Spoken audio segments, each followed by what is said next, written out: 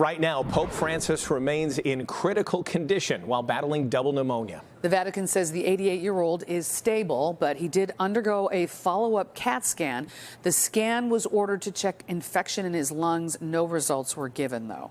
Many Catholics are wondering what happens if the Pope becomes incapacitated, or if he resigns, or if he doesn't recover.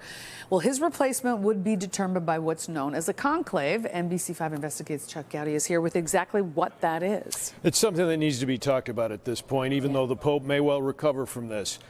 As with many things in the Roman Catholic Church, this goes back a long way, 750 years. Wow. The College of Cardinals in Rome couldn't decide on a new pope, and it was 3 years into the procedure. No decision. They locked them up in a room, and they were so angry about this that they tore down the roof. Oh, wow. These cardinals.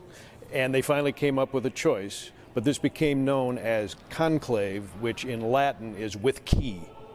So they locked them up now in a very secretive procedure in Rome, and that's where they make the decisions. Of course, there's a movie out with this name right now, Conclave, that does a pretty good job of showing the process of what happens when they have to select a pope. The machination. So as we get into at least talking about this possibility, let's talk about that group. Has the Pope kind of stacked the College of Cardinals to be more in his thinking or in his image, so that ultimately, when that time comes, there's somebody who's much like him? Well, it does sound a little bit like a Springfield or Chicago City Hall move, but that is exactly what happens. It's very political, and this Pope has selected more than 100 people over his papacy so far, and he has put them in the College of Cardinals. That's a tremendous number compared to his predecessors, 5 times as many as a couple of them, and so that will go a long way toward picking the next pope in the current pope's image. And a lot of people find fault with that, but that's certainly the way it operates, and there's a lot of backroom politicking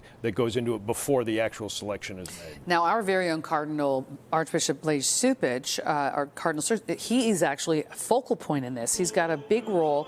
Also, tell us a little bit about that, but then also, we never hear about an American pope. Is there any shot that that could happen? Well, certainly not lately, Marion. We don't hear about the possibility of an American pope. And Cardinal Blaise Cupich is expected to play a prominent role in this, merely because he's been around for so long. He knows the players, he knows the procedures. He's considered a leader in the American church. It's unlikely that you would see Pope Blaise Cupich by that name or any other, just because of the fact that there is really no appetite at the Vatican to instill so much power into a superpower church, which the American church is. There are actually betting lines that pop up in these things, and they already have. The leading candidate on all of those lists is an Italian. They have twice as many votes as the United States does currently. Don't be surprised if the seat of power at the Vatican returns to an Italian cardinal. Gotcha. Very good information. Thank you so much, Chuck. Appreciate it with you.